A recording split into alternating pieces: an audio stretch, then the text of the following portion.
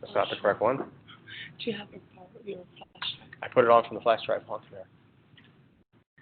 It's okay. I mean, I'll go. It's okay, or? Yeah, that's fine. And I'll just go back to You want the to? internet. No, that's okay. We're just gonna do more interactive.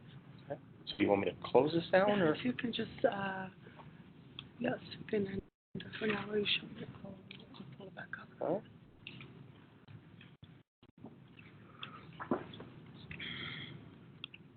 Yeah. All right.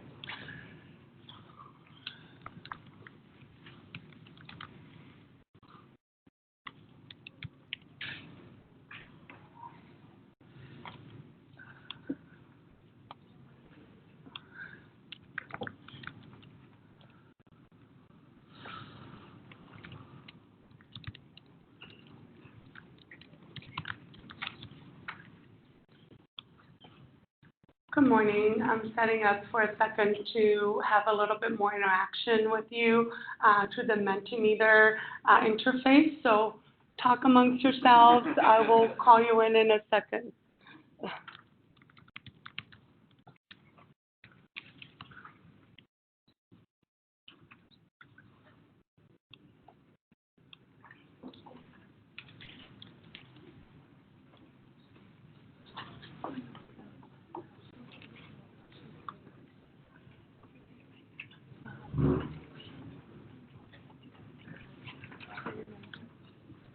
We have another one that we used before that.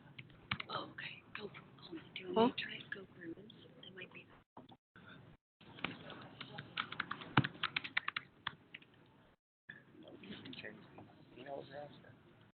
Oh, that can be the Ray Lab email address. Oh, okay.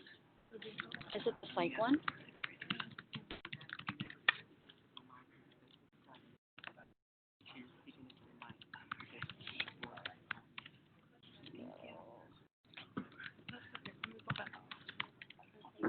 Okay.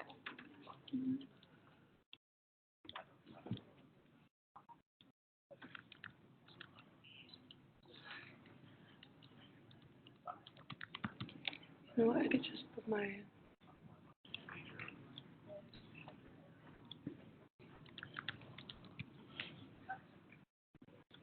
Okay, success.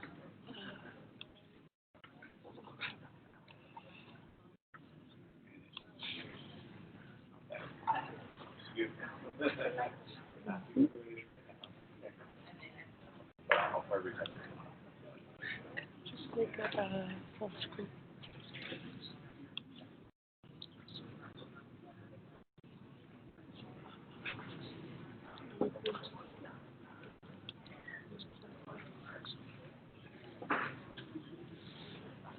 Okay.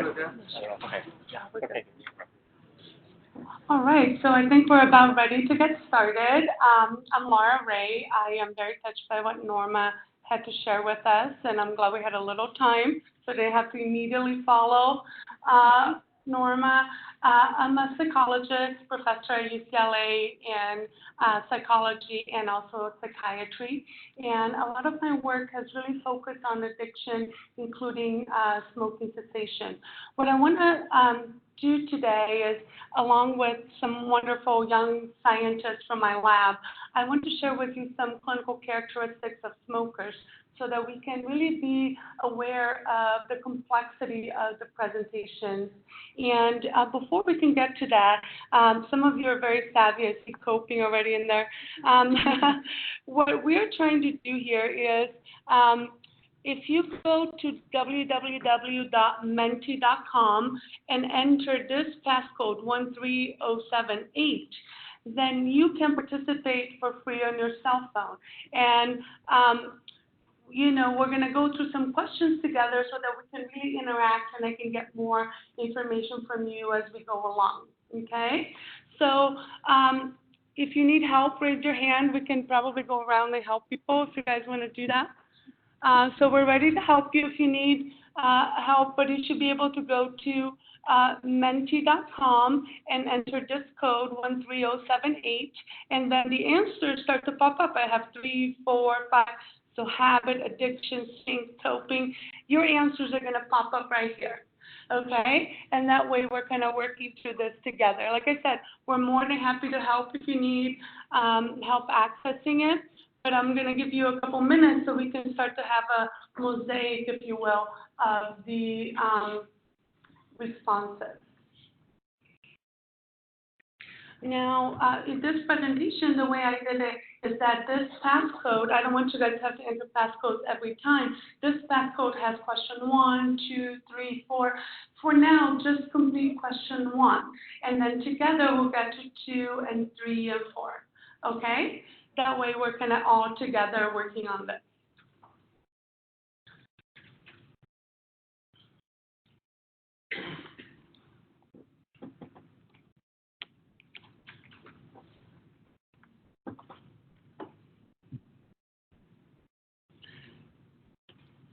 When we reach about 50 responses, we're going to stop and kind of take a look at this together. But you can kind of start to appreciate how much is really coming in with regards to co-occurrence, a lot of the issues that Dr. Friedman, Dr. Hurley described. So, you know, it really, I gave everyone a chance to enter only one thing. So, because we have a large audience, but you can see that there's just a lot of complexity with stress and coping coming up a lot, trying to relax, difficulty breaking the habit, social acceptance. So a lot of really fabulous responses. If we stop for a minute, you know, I want to point out that again, we're all working on this together for a reason. There's few things that we can do for a patient that really improves their quality of life as much as smoking does. We know that you can actually, you know, essentially add 10 years of life to an individual who quits smoking or doesn't smoke. So this is one of the most dramatic things that you can do. Oftentimes working with psychologists who are kind of up here trying to do cognitive behavioral therapy and trying to work on depression and all these things, I say, you know, of course we want to improve quality of life through anxiety, depression, substance use, but if we really can have our patients quit smoking, we're going to make a big, big difference. So with that background in mind, and thank you for participating, what I'm going to do is ask you what I call like some pre-lecture questions. I'm going to ask you some questions about the content that we're actually going to cover together, myself, Wave, Brandon, and Diana. So let's see what you already know and what thoughts you might have on some of the issues. This one is actually, before we get into the question, it's a little bit of a mosaic as well, and you can enter one answer to why is smoking so hard to quit. You're going to, you know, enter your answer a little bit like a text so that everyone can see those answers, okay? See?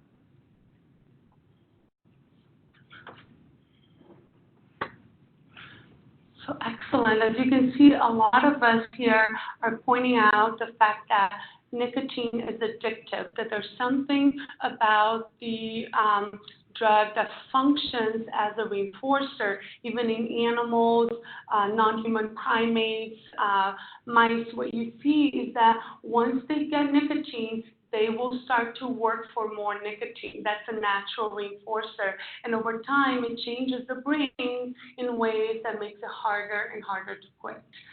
So well done on that. I think a lot of the social context is also important.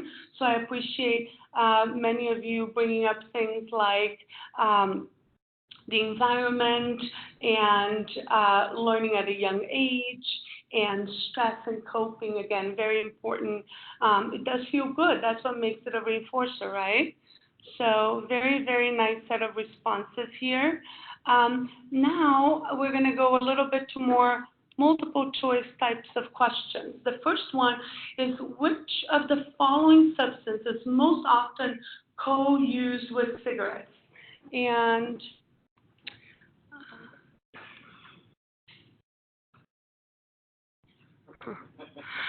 yeah, there's a hide function. Sorry. That was an easy one.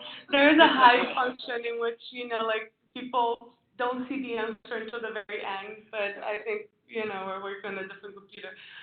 Some of you,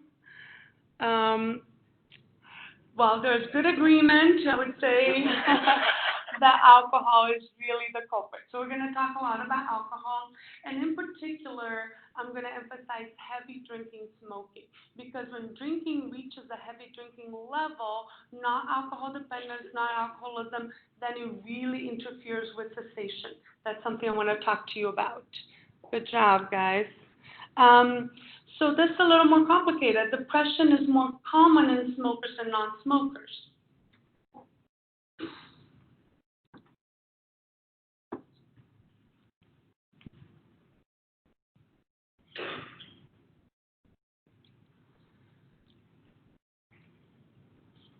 Okay, so again, there's good agreement that absolutely depression, as other mental illnesses, are more common in smokers than non-smokers. That's absolutely true.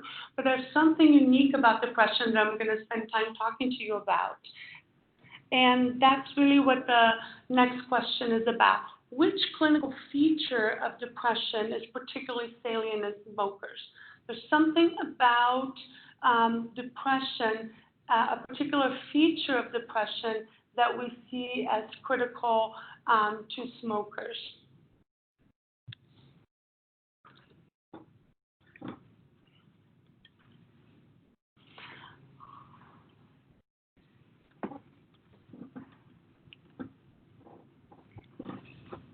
Okay, so this one we didn't do quite so well, but after Wade's presentation is going to be a lot more clear.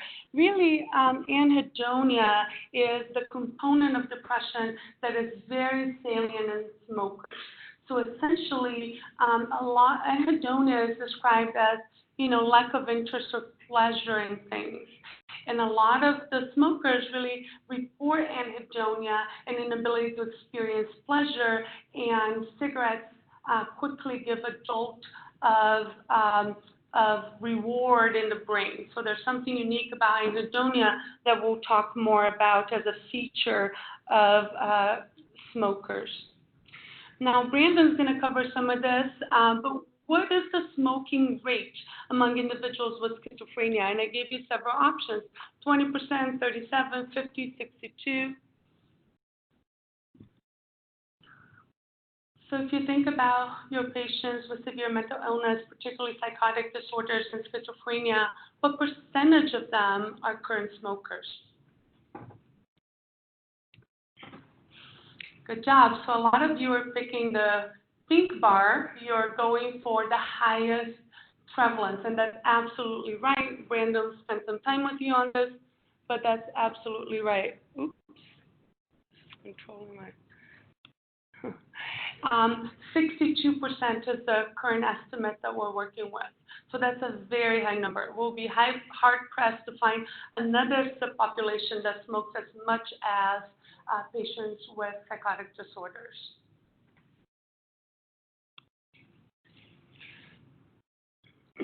This is a true or false question about what might be underlying the use of cigarettes and tobacco products in individuals with schizophrenia.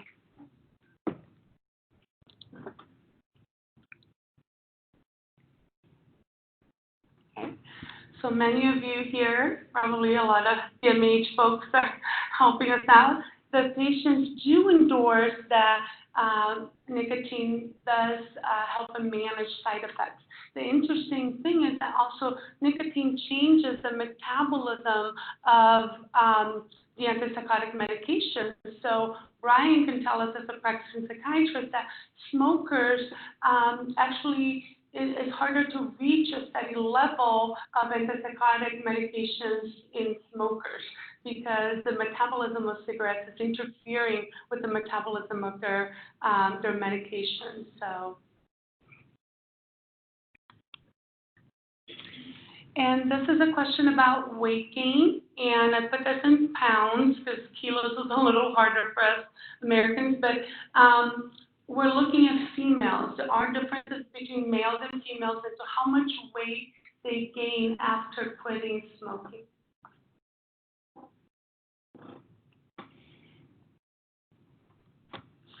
Excellent. So most of you are going for the highest number, 8 pounds. That's actually 8.4 pounds, the best estimate we have. So that's absolutely right. And if you think about gaining 8.4 pounds, how would you feel right now? Doesn't sound like a good proposition to us, right? So those are some of the things that we have to consider when working with smokers, particularly weight concern and female smokers. Okay, and this is one of those text questions, from this particular presentation where we're going to focus on clinical characteristics. If you can send me a quick little text on what you would like to take from this presentation, that would help us as we go along.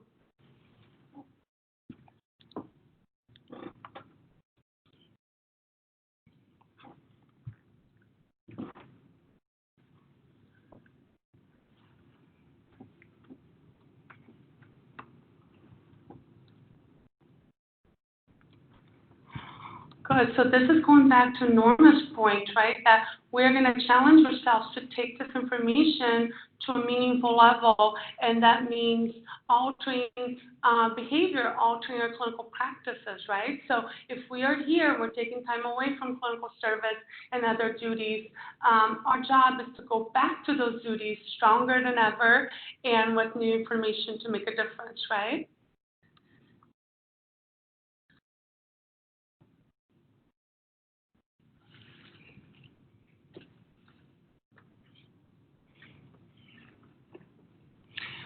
Good. So a lot of the questions that are coming in are about best practices and especially about cessation. What I'm going to talk about, I think as a whole, today we're going to address a lot of those questions. In this 45 minutes that me and my team have, we're going to be focusing more on the evidence and talking more about, how this evidence can be kind of translated into clinical practice. Okay, but in complement with Brian's talk and talks on group cessation and other efforts, I think we're going to hopefully target a lot of what you're asking for in terms of, really making a difference and helping others quit.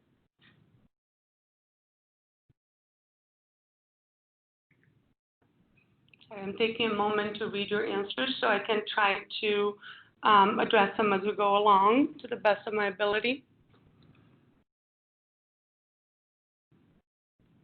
Okay. Do you want to get back to the presentation? Because we're doing the...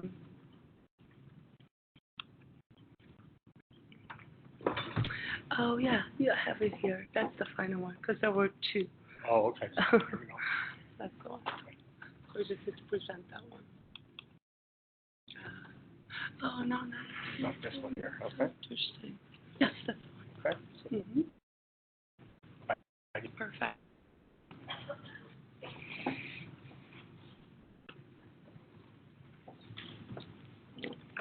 Okay, so now we get to the more standard section, and that's focusing on characteristics of people who smoke. And so what we want to accomplish here, and before I even get started, let me introduce you to some wonderful research staff in my lab. Wave Baskerville is a research assistant. These are all Bruins, recent graduates of UCLA, who are professional.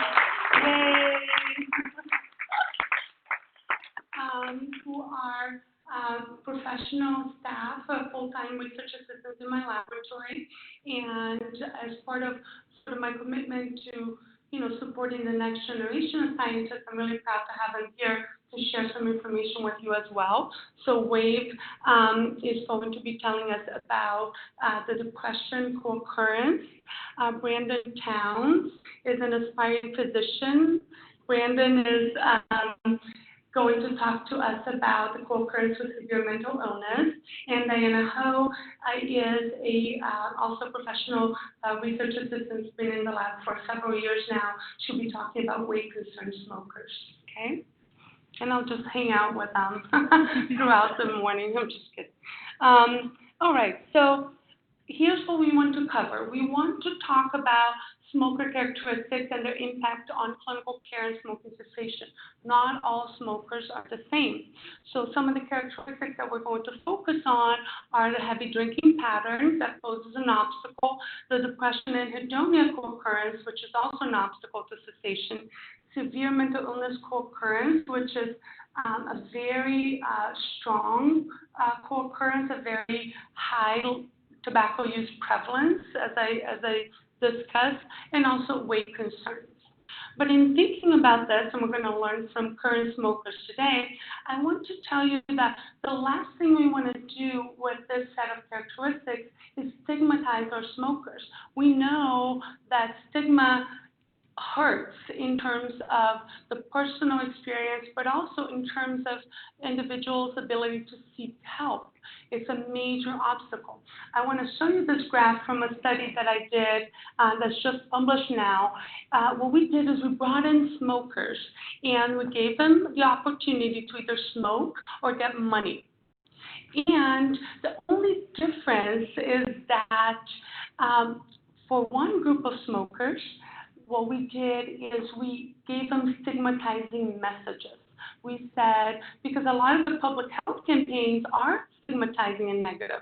So we don't believe in those messages by any means, but we wanted to see whether those messages would alter their decision to smoke or get the money. And guess what we found?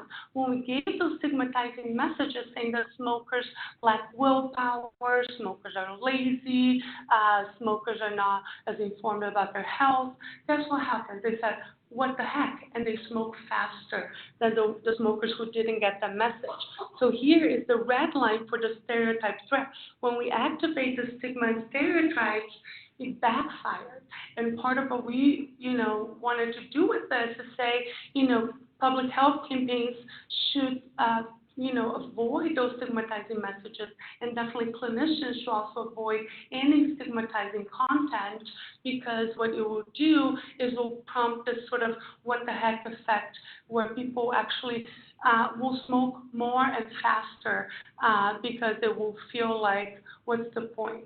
Okay, so again, this is just to set the tone for our presentation. As we discuss smokers, it really doesn't mean that if your mom smokes that she has depression or she has weight concerns or she drinks too much alcohol.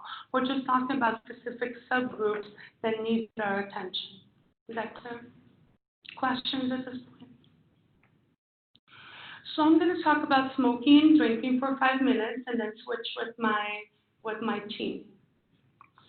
So approximately 20 to 25% of current smokers are classified as heavy drinkers.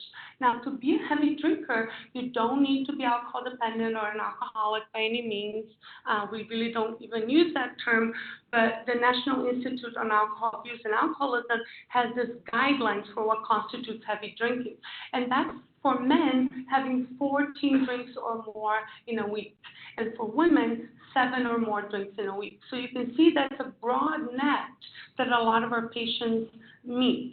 The other way to get at that is through the binges, so 5 or more drinks on occasion and 4 or more drinks. So sometimes people will have frequent binges, and that will get them to this heavy drinking category. Okay. Now, we know that heavy drinking smokers experience a host of negative consequences, including impairments in brain morphology, the structural and function of the brain, also greater risk for various cancers. Now, we know that levels of smoking are higher in alcohol and in alcohol users and vice versa. Now, over 55% of those with an alcohol use disorder smoke compared to 22% of lifetime abstainers. So that's a number from about 10 years ago. And if you look at people calling the quit line, that's an important number here, 56% report drinking, and about 1 in 4 meet this criteria for heavy drinking. That's indicative of potentially more negative outcomes. Now, one of the questions is, why do people smoke and drink? What is it about, smoking and drinking that feels a little bit like peanut butter and jelly to some of our patients, that it goes together, right? Well, what we find in short is that alcohol may increase the rewarding effects of nicotine. When you have both substances at the same time, the reward value is higher. And there's some studies to support that. So our patients are right in saying that when they smoke, they drink, when they drink, they smoke, because they go well together, then potentiate the reinforcement effects of nicotine. We also have you heard the term chippers? Those are folks who we used to use that term for, essentially folks who are not regular smokers, but in bar situations when they are drinking, they will also smoke. And they're more likely to then go on to become regular tobacco users. Now we're seeing some of that replaced with vaping, because we know that vaping is becoming much more accessible in bars and in environments, especially in California. So why do we care? Well, because people who drink heavily, they will be more likely to fail a smoking cessation attempt. So basically, they're 4 times more likely to lapse back into smoking if they're drinking. Okay, so this is a really important issue, and then I go to the guidelines and say, okay, well, we want facts, right? What do we do about it? The only available guideline, guys, is to recommend smokers to avoid or reduce their drinking while making a smoking cessation attempt. That's the only available guideline. But how do we help them do that? What kinds of medications help them get there?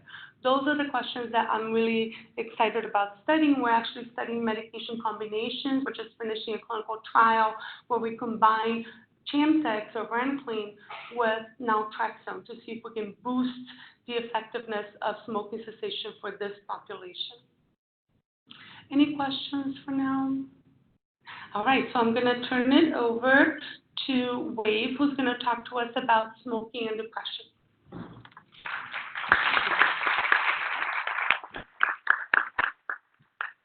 Thanks, Dr. Ray.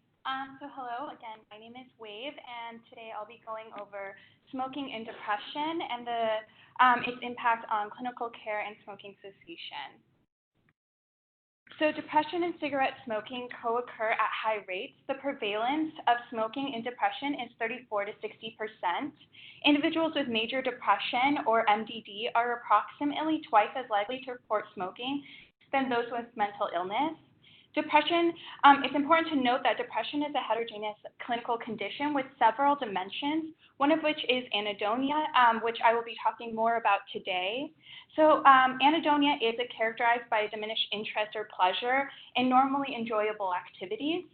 Compared with depressed non-smokers, depressed smokers endorse elevated anhedonia. The co-occurrence of depression, including anhedonia and smoking, is an important smoker characteristic to investigate because individuals with depression are less likely to quit smoking. So the association between smoking and depression appears to be bidirectional in nature, yet the association between depression and smoking cannot be entirely explained by common compounding sources, so common genes or environment.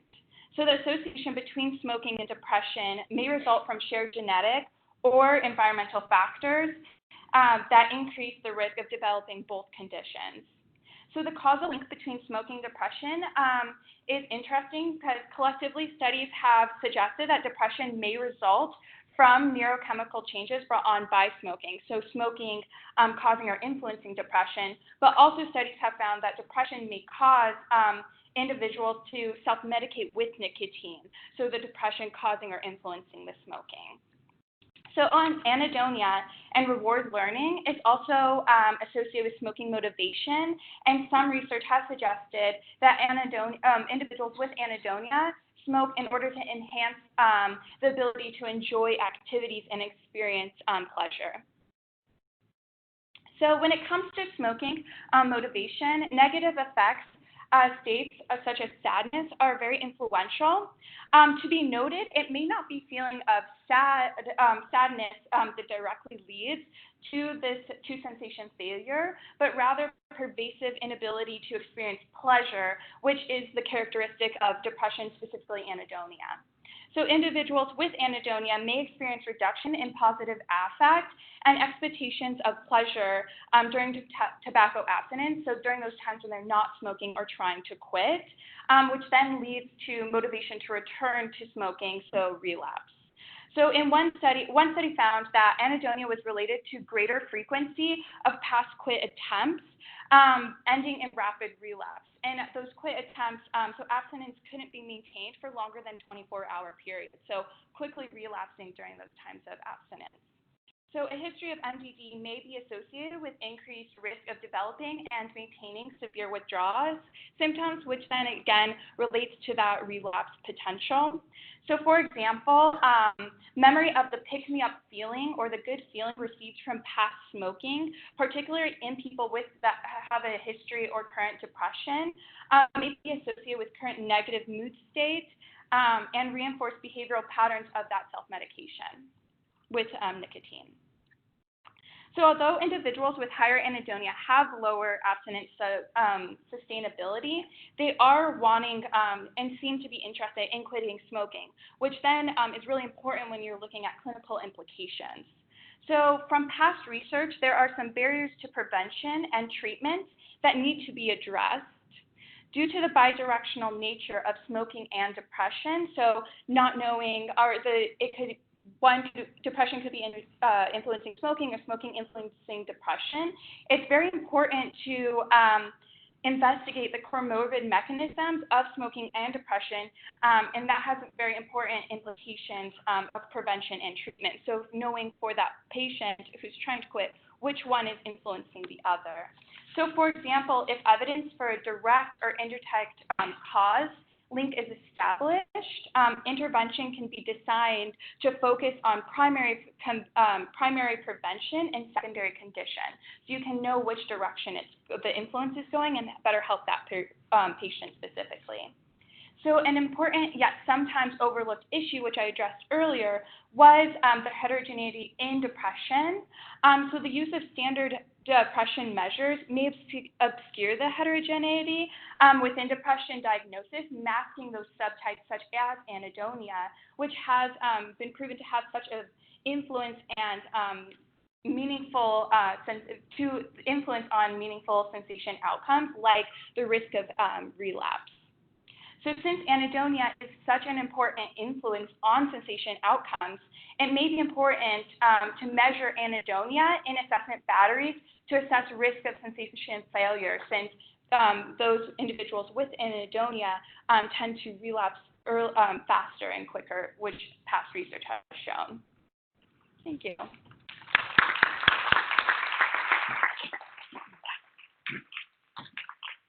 Thank you, Wave. So one of the big homes here for us is that not only depression, but this particular feature of lack of interest, inability to experience pleasure, that really seems to be an important clinical feature. You know, there are medications, Brian will talk about bupropion as a medication that's also used for the treatment of depression, may be particularly useful. And, you know, some of our collaborators are also looking at high dose bupropion to really boost that mood.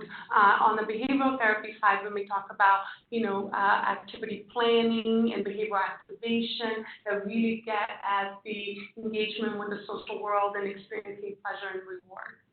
So next, Graham. Bupropion helps for both the anhedonia and for the smoking cessation. Absolutely. Bupropion is an FDA-approved pharmacotherapy for smoking cessation, which is also FDA-approved for the treatment of major depressive disorder. Thank you. So Brandon will join us and talk about smoking and mental illness.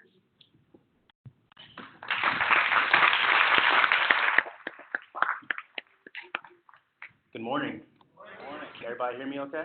Yeah. Okay. As you heard from Dr. Ray's amazing intro, my name is Brandon Towns. I'll be talking to you about smoking and mental illness. So, data shows that people diagnosed with serious mental illness, or SMI for short, have a much higher smoking prevalence compared to the general population. And by serious mental illness, we're talking about schizophrenia, schizoaffective, and bipolar disorder specifically. How much more prevalent is it? Well, if you look at the average smoking rates of adults in America in 2016, which is about 15%, compare that to the average smoking rate of people diagnosed with schizophrenia, which is about 62%, or bipolar disorder, which is about 37%. In fact, people with SMI consume approximately 45% of all cigarettes within the United States, so over half, almost half. So, as you might expect, such a high smoking rate does have negative health outcomes, both separate and related to their specific mental illness. People with mental illness suffer from tobacco-related diseases at twice the rate of adults without mental illness. And by tobacco-related diseases, we're talking about different types of lung cancer, cardiovascular disease, COPD, asthma, etc. The compilation of all these different diseases actually leads to a 28-year shorter life expectancy between people diagnosed with schizophrenia compared to the general population.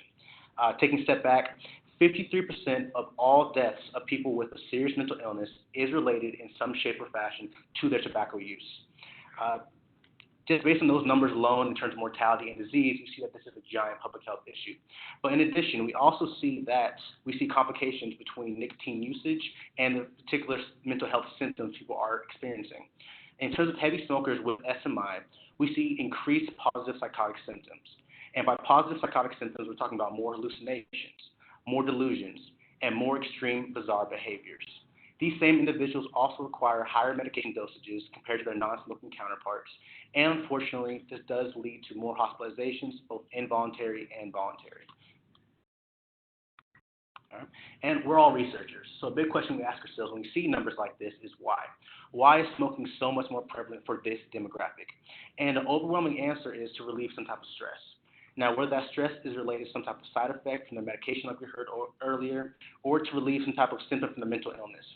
And also sometimes it's relieve some type of life stress. We know that this demographic, people who do suffer from SMI, have disproportionate amounts of homelessness, anxiety, and social withdrawal. In addition, a significant amount of people also report smoking to enhance their cognition, in layman's terms, to make them think more clearly.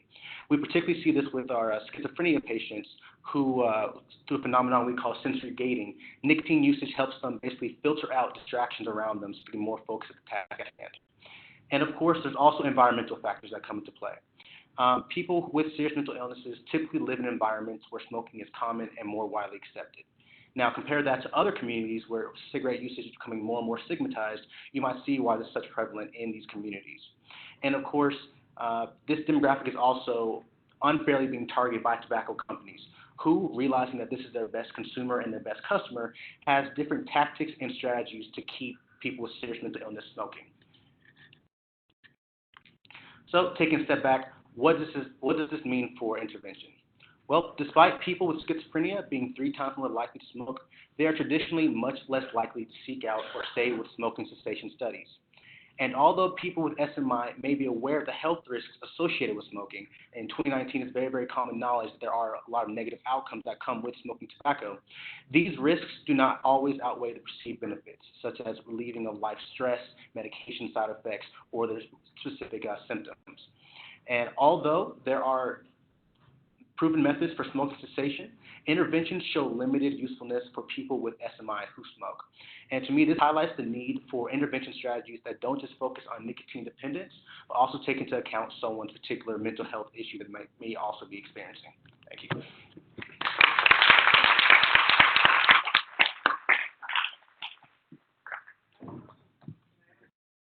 Thank you, Brandon. You were saying that there were strategies being used to target the population of SMI. What are some of those strategies? Can you hear me? Okay. So a big strategy by tobacco companies companies is focusing on stress relief, which we see just based on why it's so prevalent in these communities. That's a big indicator. So they focus on, oh, smoke this, you'll feel better. Smoke this, you can somehow improve your current life situation. So that's advertisements that might kind of resonate with everybody, but particularly with this certain demographic, it will actually work. The other issue, thank you, Brandon, that's absolutely spot on. The other thing I would say is that in a lot of environments, are permissive of smoking for individuals with severe mental illness, and environmental interventions that really decrease the availability or create incentives for not smoking are very powerful in this population. So I even had a patient of mine with psychotic disorder that was able to quit using reinforcements. So basically receiving vouchers as she was decreasing and finally, having an increased allowance after she quit altogether. So thinking about some of those behavioral interventions in the context of mental illness and also the environment in which the patients live can be quite powerful. Expand on the environment. Yes, exactly. So environment oftentimes means housing and, really, environments that don't allow for smoking will really promote abstinence and very, but surprisingly enough, for these vulnerable populations, the environments are more permissive. And that's a dichotomy that needs to be addressed. The other thing I want to say briefly is that our lab has completed a clinical trial. We had about 50% Black smokers coming to our studies, and one of the disparities that we often see is that Black smokers are less likely to successfully quit. As an investigator, we were interested in whether there was any biological reason for that. And it turns out a recent paper, very high-profile paper, has come out showing that there is really no evidence of biological differences once you account for SCS and, essentially housing and other issues. The differences between Black and non-Black smokers go away. So all of this is really explained by SCS and those environmental factors. So I want to bring that up as a very recent paper, but very powerful one, that is really, as Norma was saying, it's really about putting everyone on an equal level. And once you put them on an equal level of resources, a lot of those differences just really go away. So Diana will be our last speaker, and she'll talk about weight concern smokers.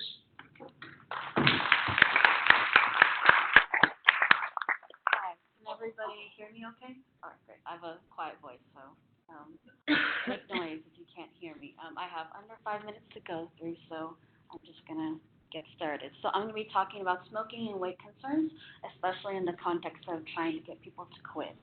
Oh, talk louder? Okay, great. Okay, awesome.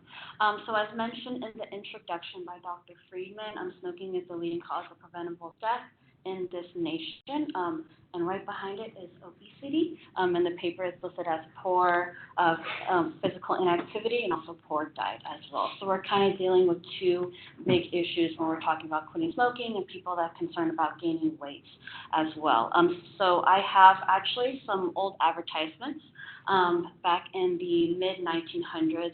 These advertisements, as you can see, really are trying to get or target women and smoking and also sort of maintaining weight, controlling their appetite.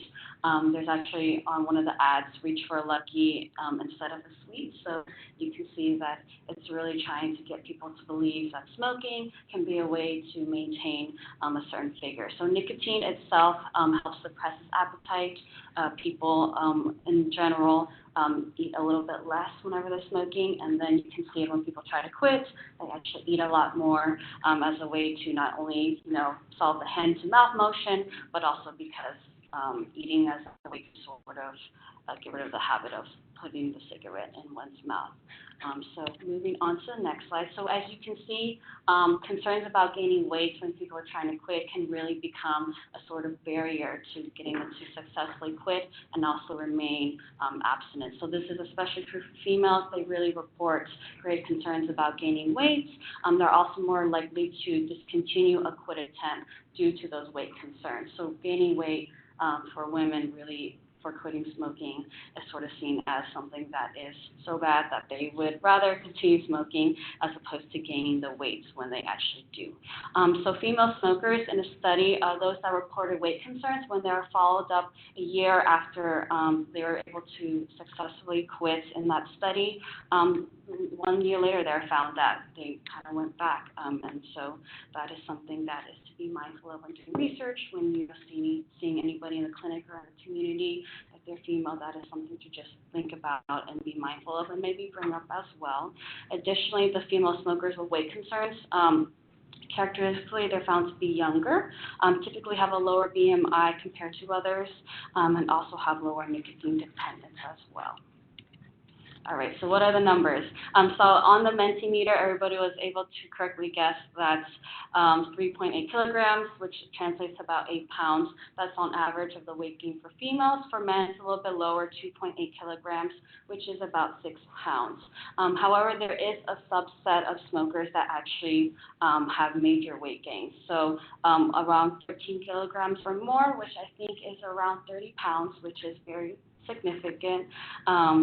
What I found interesting is that even though females gain the most in terms of weight, men are more likely to get that weight gain. The numbers are pulled from a population survey, so they're able to compare smokers that quit to people that have never smoked before. So the smokers that quit, when they gain their weight, they gain around the same and match those that have never smoked before. So they're kind of regressing to a mean, even though they're gaining a lot, they're kind of going towards what the average population of people that don't smoke. Another study found that underweight smokers and overweight smokers are more likely to be the groups that gain the most weight during quitting, and most of the weight gain occurs within 6 months of abstinence. So those first 6 months are really critical. That's when the most weight gain occurs. After that, it kind of tapers off.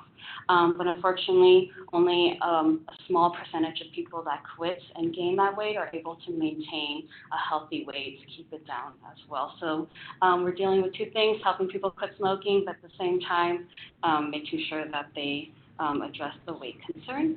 So in terms of treatment, so a lot of studies have tried to look into addressing these two things. So nicotine replacement therapies, that's the Nicorette patch and Nicorette gum. Specifically for the gum, it's been found to be really effective in delaying post-cessation weight gain. So during a quit attempt, it really helps keep the weight down when someone's trying to quit. The more gum they use, the less weight that is gained. However, once the nicotine gum use ceases, so they end treatment, they gain the weight, unfortunately. So it only seems to happen whenever they're actively using the medication. This has also been found to be true for bupropion, which was brought up earlier. In comparison with placebo, participants in a study that were using bupropion didn't gain as much weight throughout the study. However, once they stopped using the bupropion, they're able to successfully quit. They gain weight afterwards. Another medication that has been brought up is naltrexone. So this particular has been found to be really effective for females compared to males.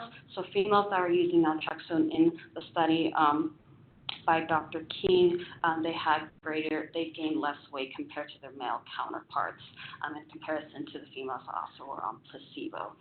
So that's just some information about that. So it's really important to think what the information I presented, that females are really people of concern in terms of gaining weight when they're trying to quit smoking as well. And as you can see, in terms of weight, so those that are underweight, those are overweight, they tend to gain the most. So those are things to just be really mindful of when people are trying to quit smoking. So that would be the end of my presentation because I think I went over time. So I'm sorry. Thank you.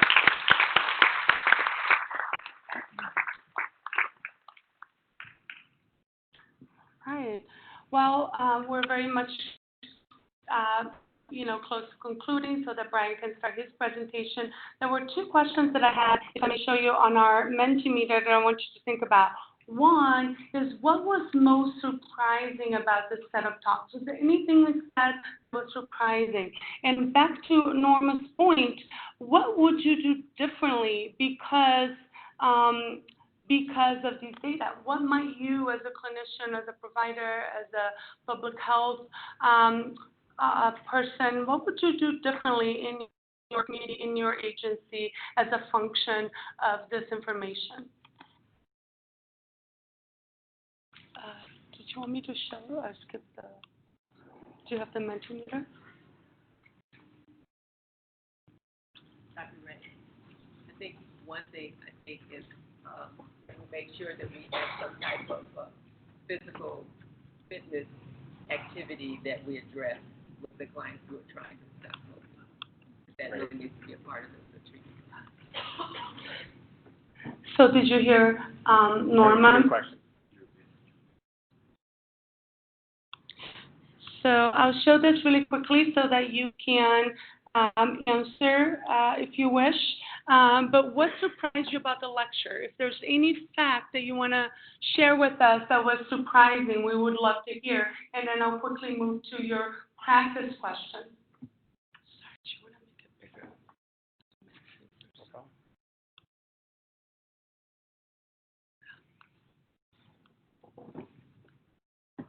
You don't look surprised. Was there anything about this information that came as news or surprise to you? Okay. Well, since Over here. Do you mind bringing the microphones around? When you create a scale and say that 14 drinks a week, that's something that we got when you compare it to the European scale, it's very far, very different. So based on what the scale. Yeah, we got a microphone for you? When you compare the consideration that 14 drinks in 7 days would be considered a heavy drinker, when you compare this with the European scale, it's completely different. So how do you measure this consideration of a heavy drinker? The word of heavy drinker, not drinker, heavy drinker. Well, it's obviously a line in the sand, as you're pointing out. But for public health questions, for public health reasons, we want to know at which point does drinking begin to impact health, and that's what NIAAA does, and at which point does drinking begin to impair the ability to quit smoking.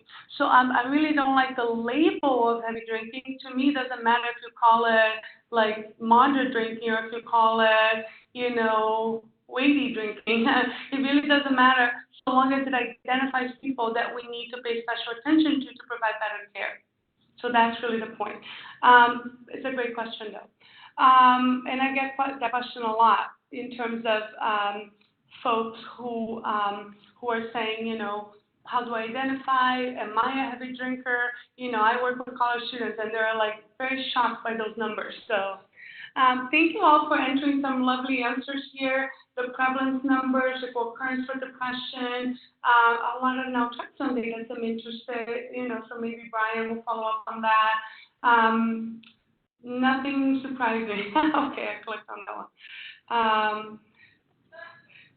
And so the next and last question, thank you for participating. Maybe by sharing an insight of what you might do differently, you might inspire a colleague in this room to also try something different. So if you could take 1 minute to answer, I changed the code, so we're doing this through Mentimeter 725599, and you can just text your answer. Can I ask Bren a question? You talked about, while people are answering the questions, you talked about the stress relief of cigarettes, which you seem to apply as nicotine. Do you recommend other nicotine replacements to do that stress relief? And specifically, we're talking about this afternoon, what about e-cigarettes that have nicotine? Do you think they would be helpful for the stress relief that we should be encouraging are people that say, I don't want to stop smoking because I like it because it relieves my stress. Great question. Complete honesty, I'm not too sure about if any added benefits to e-cigarettes compared to combustible cigarettes. I know combustible cigarettes do have extra compounds in them that also lead to these kind of complications. Is that also absent in e-cigarettes compared to combustible? I'm not too sure. Dr. Ray, you have any guess on that? Some of the stress is withdrawal. One thing I want to emphasize, and I think that's what Dr. Friedman is bringing up. In being antsy, feeling agitated, feeling irritable, that's withdrawal too.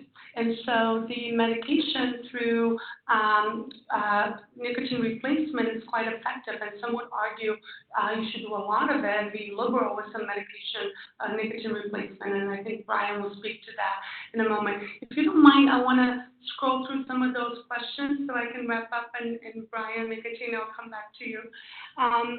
So pushing the awareness of stigma, I'm so glad you said that. Norma, I wanted that slide in there because I love that study about stigma. It's really powerful. Separate drinking and smoking and try harm reduction. That's a lovely idea. Besides giving smoking cessation, also refer clients to a control program. That's lovely. I think really more integrative care. That's what we're trying to foster in this conference. Keep information in the office, which is something Brian mentioned, physical activity, being supportive, and meet them where they're at. That's fantastic. Exploring patient needs, sharing some of the data with patients, resources. So some really lovely ideas. And I'm looking forward to hearing more as the meeting continues. So thank you all so much for your time. And we're out of time, but I want to acknowledge these amazing young scholars. If you can help me cheer them on for their next. Lara, hands also. Thank you, Lara. Great job. Brian, come on up. That's great. Very good.